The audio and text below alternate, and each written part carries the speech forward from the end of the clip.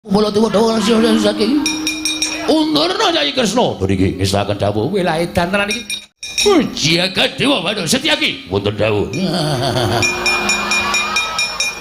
pun Kakang Ratu ing Mandura Prabu Baladewa saking Undurna Nyai Kresna mriki ngestaken dawuh wilahe dantenan iki lelakon apa lha kaya ngene iki mundur boten Setyaki aja kaya bocah mundur boten mundur paribaksa kula ingkang kunduraken wae lah karepe dhewe Jagat Dewa Bathara Setyaki wonten dawuh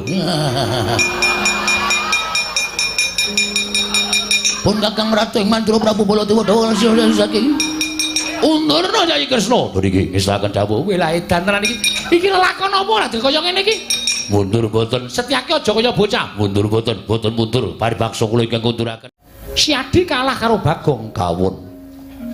Kula dipun gulung dening Ponokawan Bagong. Midanget napa mboten? Niki lagi dadi lakon begini iki. Aja kok Setyaki. Bathara Yama dipatira. Edan tenan. Yama dipati iki dewa tukang jabut nyawa. Lho kula jabut untu kulina. Lha niku ora dikon jabute tak jabut kok. Neng ngono Sencaki wis kalah karo kowe. Kalah, Sencaki wis manunggal kali kula.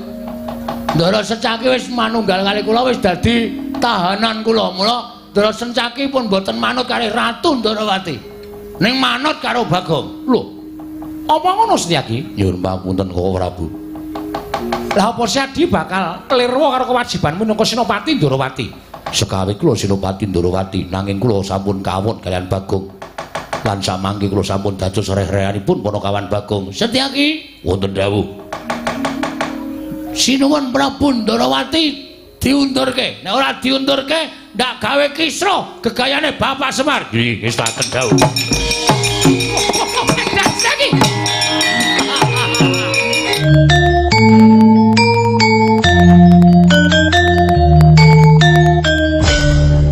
nyuwun pangapunten Koko Prabu. Lah apa Siadi bakal klirwa karo kewajiban minangka Senopati Ndarawati? Sekawi kula Senopati Ndarawati nanging kula sampun kawon kalian Bagong. Lan samangke kula sampun dados reh-rehanipun Ponokawan Bagong. Setyaki wonten dawuh. Sinuwun Prabu Ndarawati diundurke. Nek ora diundurke ndak gawe kisra gegayane Bapak Semar. Nggih ngestaken dawuh. Setyaki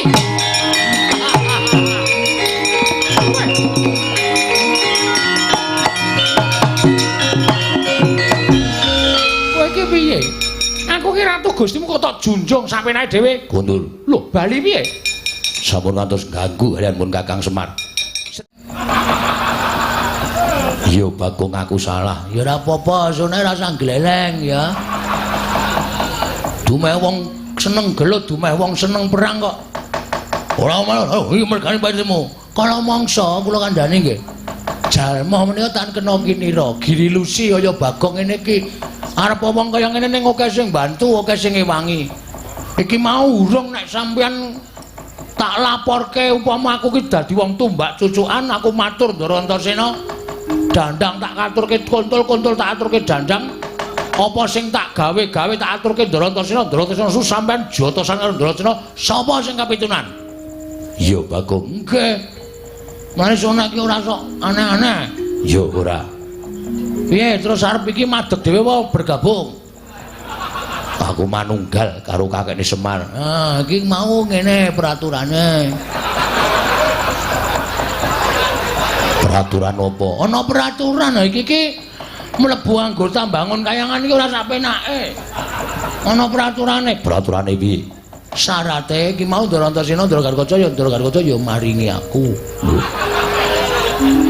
Menehi apa? Lho, tiket bergabung. Apa iya? Aja seru-seru. Piro? Mano cake kelase? Paling sithik 350. Yo aku dadi siji. Nyo tak bayar kenceng. Nah, tetep saiki wis dadi ditulis sebagai anggota Linmas Karangkadempel. Yo Bagong, boleh bergabung.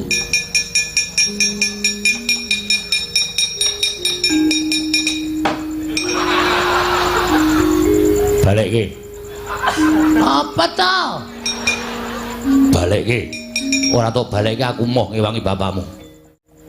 Bapakmu ki ora duwe niat kaya ngono kok malah digunakake karo anak-anake sing tumindahe sing ora apik. Ayo balekke. Alah. Mu wong golek rejeki sithik kok tok penging to, Den. Mbok ora masalah. Ora ana sing menehi Bagong lek jaluk Jaidan. Kene bali. Meng mampir tok. Ndekno aku dijaluki. Aja sok njaluk ngono iku ngisini-sini kowe ora dicukupi karo bendaramu. Nggih, nyuwun ngapunten. Terus niki sapa sing ngajeng methuke Sinuwun Darawati cobi? Sinuwun Darawati niki panek Ndara Setyaki ora iso bondo kula, ora iso ngrangket kula sing unak-unake Sinuwun Darawati panjenengane mesti duka. Sapa sing arep lawan Sinuwun Darawati? Bagong Nun, Koko Prabu aku sing methuke. Koko Rabi Nadu harap karo aku ora bakal mentolo karo aku. Nah, ngono ki tegese mbelani tenan. Nek sampean mengko didukani Sinuwun Prabu Darawati, wis ben tak lakonane. Nek dipecate dadi senopati, aku melu Kakang Semar. Waduh. Nyuda jatahku iki. Anggota anyar nyuda jatah cilaka iku. Wis ngrekoso. Wis ora usah cerewet ngomong diwangi meneh. Tak pethuke kok ora Pundurawati ning kowe yo melu. Nggih, ngestoke dawuh. Ayo pethuke Bagong. Monggo. Setyaki kok nang kono? Inggih. Lah kok dadi kowe malah nang mburine Bagong iki kowe mau tak dawuhi supaya nyekel Bagong. Lah kok malah kowe nang mburine Bagong? Nyuwun mapunten, mboten nginten babar pisan. Menawi kula kawon kalian Bagong. Lho. Si Adi kalah karo Bagong kawon. Kula dipun gulung dening Ponokawan Bagong. Midanget napa mboten? Niki lagi dadi lakon begini. Aja kok Setyaki. Bathara Yama dipati ra. Edan tenan. Yama dipati iki dewa tukang jabut nyawa. Lho kula jabut untu kulina. Lah niku ora dikon jabute tak jabut kok. Neng ngono Sencaki wis kalah karo kowe. Kalah, Sencaki wis manunggal kali kula. Ndara Sencaki wis manunggal kali kula wis dadi tahanan kula. Mula Ndara Sencaki pun boten manut kali Ratu Ndarawati. Ning manut karo Bagong. Lho. Apa ngono Setyaki? Nyuwun pamunten Koko Prabu. Lah apa Sadi bakal klirwa karo kewajiban minangka Senopati Ndarawati? Sekawit kula Senopati Ndarawati nanging kula sampun kawon kalian Bagong. Lan samangke kula sampun dados reh-rehanipun Ponokawan Bagong. Setyaki wonten dawuh. Sinuwun Prabu Ndarawati diundurke. Nek ora diundurke ndak gawe kisruh gegayane Bapak Semar. Nggih, wis tak dawuh. Setyaki.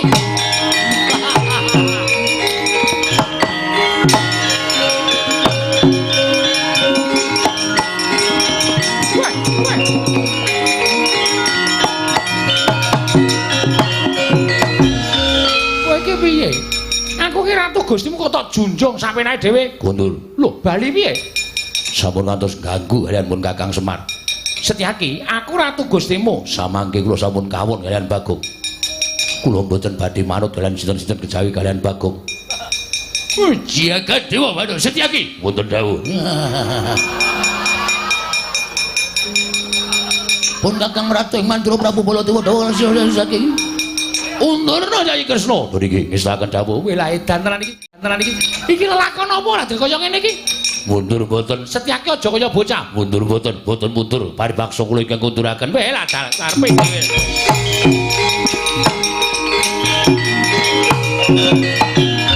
Oh ya jagat Dewa Bathara. Ya kaya ngono kuwi, Dimas. Ya kaya ngono kuwi sing tak karepake. Si Adi kudu bantu lawan pun Kakang Yayi.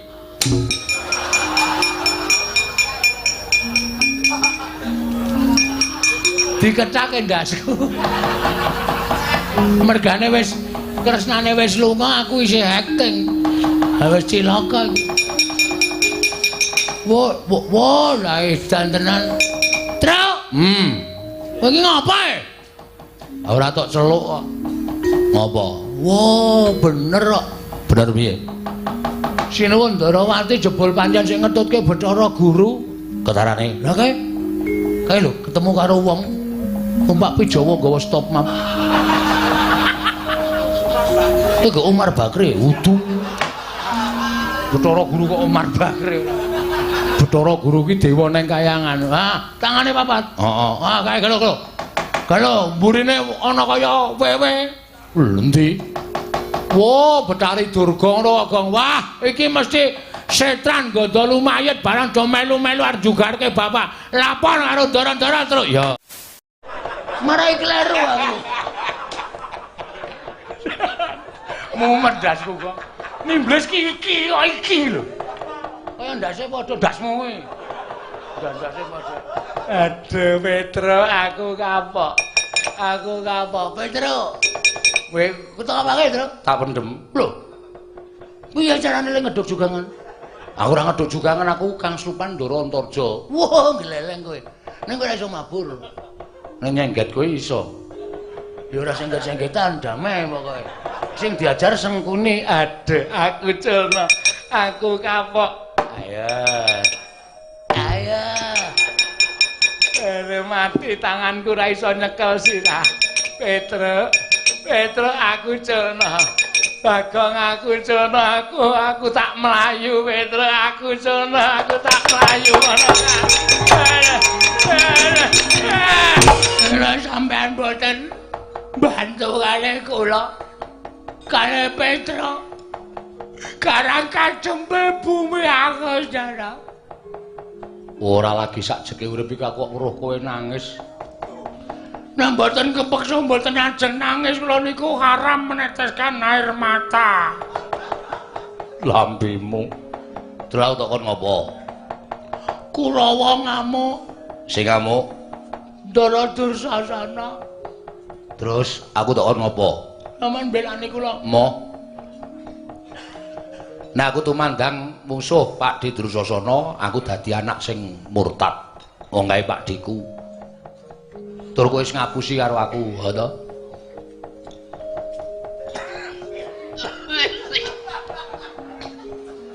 Ngapusi masalah napa e? Kowe mau wis goroh karo Kang Harkaca karo Kang Antarja. Jare Simbah Sengkuni nggawa pedhang arep nyabet gulune bapakmu. Ngapusi ora? Nggih. Kenapa ngapusi? Ngapusi ning apik kedadeane. Kok apik? Sampeyan kalih kula kudu duwe semangat ngadepi para Sata Kurawa. Ning ra rasa tak perlu nganggo ngapusi. Nek sampeyan ora tak apusi, sampeyan mboten ajeng belani para putra-putrane bapak klebu kula Gareng kalih Petro. Kalih Karang Kademel mboten ajeng mangbelani. Ora usah dadak mbok apusi aku mbelani. Kula sampeyan niku kulino ngapusi arep para satriya ning sampeyan niku kulino ngapusi. Lambemu juga. Tak totok lho kowe. Omong-omongan apik-apik kok ngunekke benerane lambene. Piye saiki kok kon piye? Kula diwangi. Aku ngewangi kowe gelem. Nek pancen kowe wani tenan, kowe maju musuh Pak Dursasana. Aku wis maju. Kalah. Wis teman-teman. Wis. Wah iki mau ana HP tak video. Tak tuduhke sampean sing maide. Ra nyenengke omonge. Yen nyenengke golek wong liya kon ngewangi. Ya wis sampe wae nyenengke.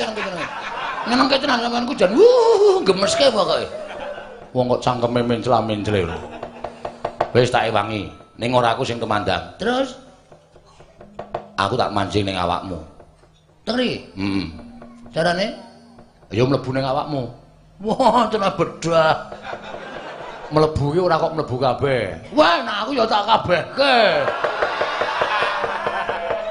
Rugi kok ya. Maksud iki ora mlebu sak ragane. Terus ming sukmaku tok mlebu ning awakmu kowe engko dadi wong digdaya. Yakin? Tenan. Serius? Iya. Carane? Liwat pundi? Liwat cangkem? Ora. Napa liwat mburi? Mburi niku ciut ning ombo. Enggak gemon. Moh ngampet ambegan. Ngampet ambegan. Wis. Kowe meneng wae, merem. Nggih. Kok iso melek? Telapuane cupet ya. Hidupe iki cupet. Ya wis, ngampet ambegan. Wis aku tak mlebu ning awakmu ya. Nek wis mlebu ning awakmu kowe engko mungsuh Pak Di Dursasana nek lumrah mesti menang. Serasa kuwatir. Aku tak mlebu ning awakmu. Kowe engko iso apa-apa. Wis ngono wae, Gong. Toto-toto lahir batin. Slamodar. Omong wae ora. Ya njaluk ngapura, wis kek ngambet-ambekan. Ing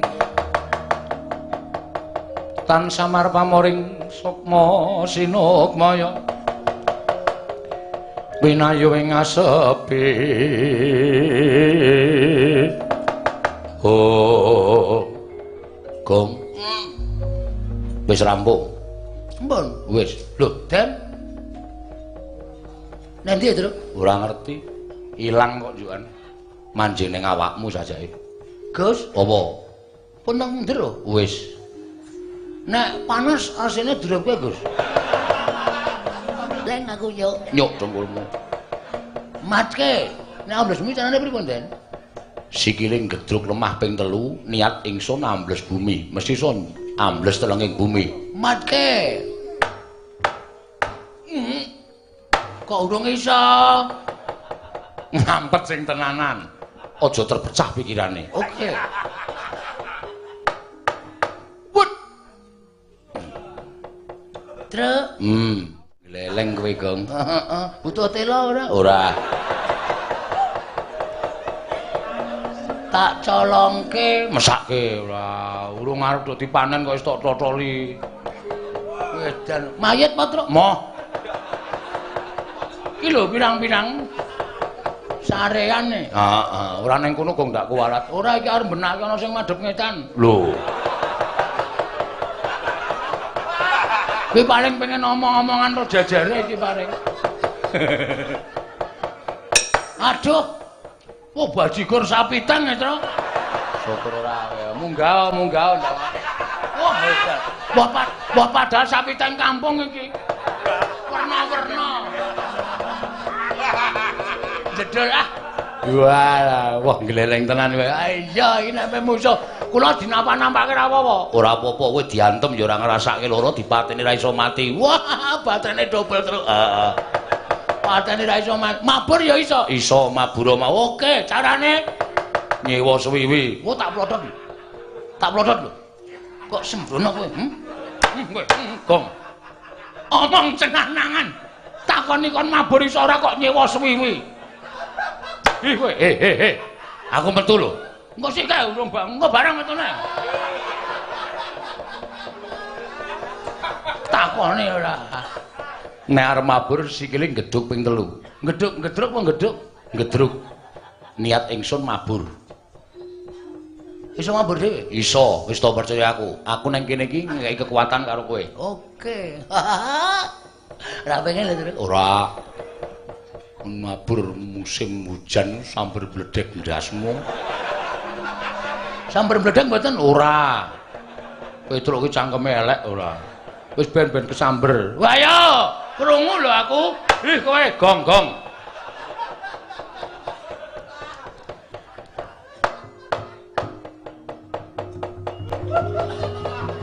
Saya Truk. Aku arep nang Kalimantan. Wah, gleleng tenan Bagong iso mabur barang. Ngantel ora. Wis nggawa pemean pirang-pirang tok kae.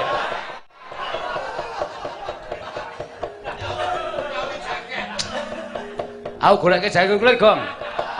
Gong, goleke jaket kulit. Oke, santai wae. Ukurane apa ukurane? Ngarep colong kok dadak ndelok ukurane ora. Sik, Truk. Lu mandeg ning kono iki apa? Sik iki ana kamar mandi ra ana gendenge.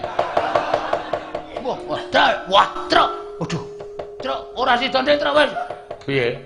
60 ke atas. 60 tahun ke atas, Truk. Wis gawa bel. Gawa bel piye? Teng klindring. Turun. Sip pokoke. Nek kurang golek ndoro kae. Tak maju ya, Truk. Maju, aku nututi Gong ya.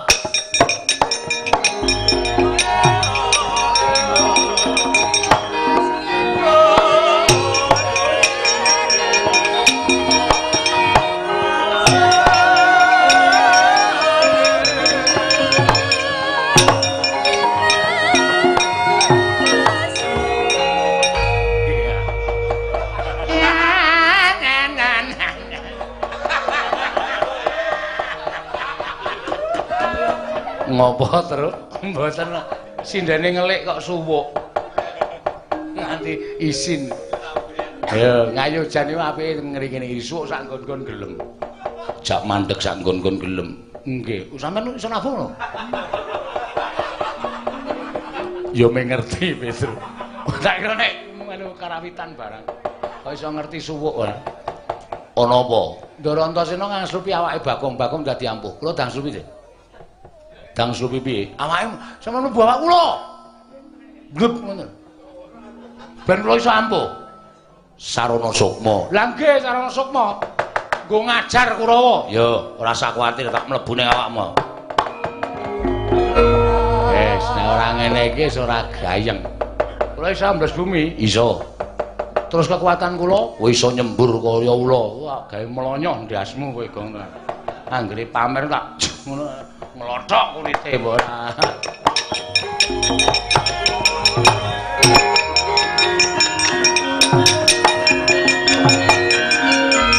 Wah, mangar raine. Sajake mentas meguru anyar. Rasa kokean gunem sing tanpa guna Widrasana. Kowe mau ngajar aku untuk banting ting. Aja jos, banting, aja tos, jiwit, kempal, bengkal. Hah? Saiki wayaning mangsa kala kowe du ngerti kadigdayane Bagong. Wah, ayo nek pancen kowe ndek kekuatan, tokno legane atiku. Weh, kowe arep wani karo Bagong. Rakon lho. Ati mbles modal wae, ada putus kowe.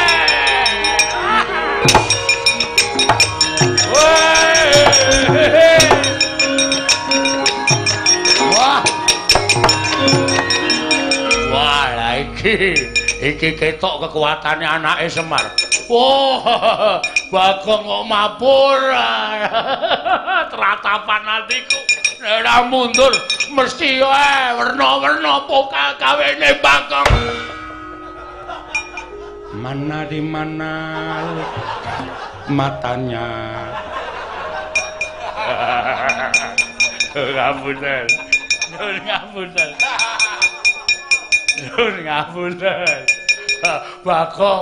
Bagong wedeni Pak. Bagong apa? Kowe iki karo Pangeran Pati kok kalah karo Bagong. Kowe iki Kadang Nata kok kalah karo Bagong. Nek cara aku isin Sengkino, Sengkune.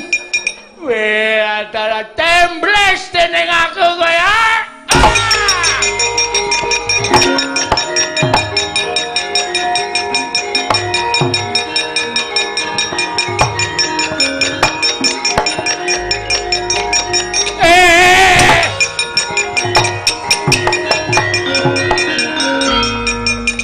Sapa iki? Iki sapa awakku dibleseke nang lemah sak wudel iki sapa iki? Apa ora kowe?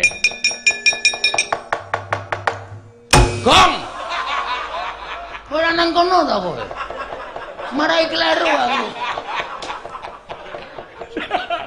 Mumet dasku kok. Nimbles iki lho. Kaya ndase padha dasmu kowe. Ndase padha. Aduh Petro, aku kapok. Petro.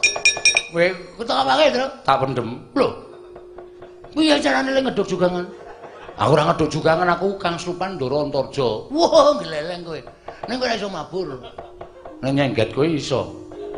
Ya ora sengget-senggetan, damai pokoke. Sing diajar Sengkuni, aduh aku culno. Aku kapok. Ayo. Mati tanganku ra iso nyekel sirah.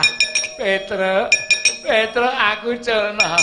Bagong aku culno, aku tak melayu. Petro aku culno, aku tak melayu ngono kan.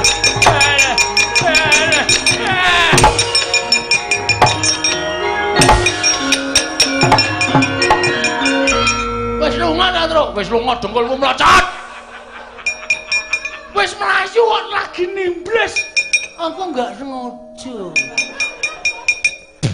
Wah. Truk. apa sembur raimu asem kowe ngemet pestisida ora kok didoni kok sok panas banget aku ora iso ngomong to Kang Sulpan Ndara Antarja mulane aku ayo terus kowe iki rasa Kang Sulpan hidupmu wis mambu banget kok apa meneh Kang Sulpan saya le kemranyas kowe nantang aku ayo kowe salahe ora bakal wedi karo kowe nek carane kaya aku ya ora wedi wong kowe iki mau nimbes sirahku bola-bali kok oke ora masalah sermu piye ayo leno panewat timblis dening aku kowe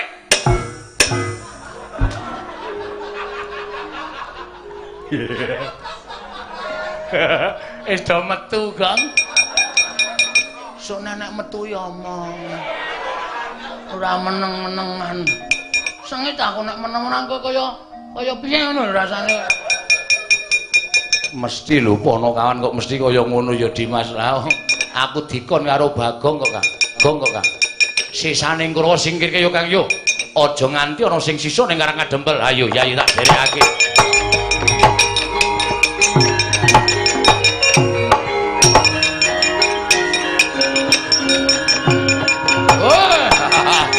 mundur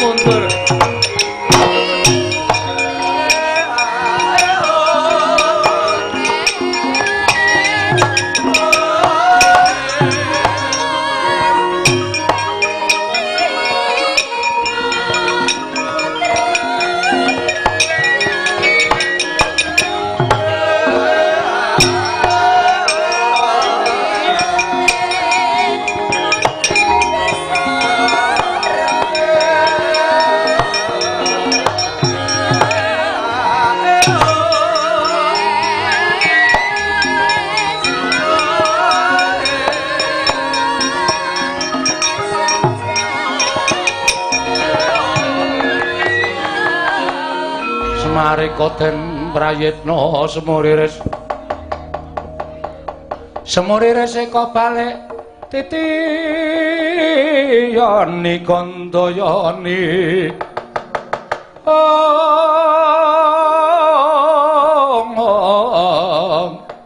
Trisanya Purnama sasi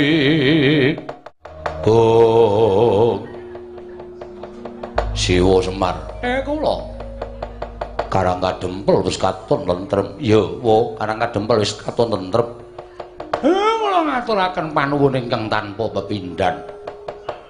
Dening ingkang saklajengipun kala wau kula sampun matur, kula ajeng nyuwun tulung. Njaluk tulung piye? Siwana Yantaka. Gandeng kula niku butuh.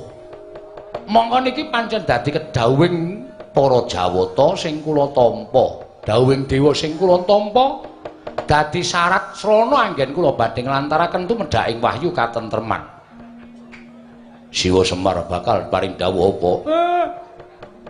Kula kepengin kerawan pusaka. Inggih menika setunggal senjata cakra. Angka 2 pustaka Jamus Myang Jimat Klimasada, angka 3-nipun Kyai Nenggala. Gandeng pusaka 3 niku sing kula butuhke mongko niki dadi syarat. Lah sakniki kula tak balekke kalih sampeyan-sampeyan. Kira-kira putra-putra Pandhawa niki sinten sing wani matur kaliyan ingkang kagungan? Kula tak nyuwun priksa. Kados pundi ya Mas? Waduh, aku dhewe uga bingung. Dimas Gatotkaca. Yen Dimas Antasena piye? Wis nek miturut aku gandeng dawuh iki kakekne Semar. Monggo kakekne Semar iki dituwake karo para Pandhawa. Matur wae apa anane. Lan kowe karo aku wajib nyendikani, Kang. Nek perlu mbelani karo kakekne Semar iki aja ketanggungan. Tegese aja mung mertanggung ning lahir batin. Nadan awak dhewe diadepke marang perkara sing angel sarta rungsit lan rumpil kaya ngene, wajibe kowe aku tetep mleksanani. Siwa Semar, kula yen pancen kaya ngono aku sing saguh sowan marang negara Ndrawati nyuwun ngampil senjata cakra saka ngersane Kanjeng Prabu Ndrawati. Niku tenan? Yo, tenan. Saestu lho. Iya. Nek enten apa-napa sampean wani nanggung. Wani nanggung. Syukur. Yen ngono aku tak sowan marang Negoring Mandura tak nyuwun ngampil Kyai Nenggala. Sami Alindra Garukaca nek enten apa-napa sampean mantun nanggung. Aku wani nanggung. Siwa Semar. Iya. Syukur. Aku tak ning Amarta, Kek. Aku tak matur karo Wadarma Kusuma nyuwun ngampil pustaka Jamus Limasada. Niku sampean adu arep karo bapak sampean lho mengke nek seling suruping perkara bapak iki wedine ming karo aku. Wong nek bapak nganti ora trima pustaka Jamus Limasada tak suwun ngampil mungsuhe bapak aku. Ning ampun ngatut-ngatutke kula. Ora arep ngatut-ngatutke kakene Semar. Kabeh perkara tak tanggung. Matur nuwun, Ndara, matur nuwun. Dene sampeyan wis saguh ngudaneni menawi dados pamuthaipun ing abdipun Semar Badranaya.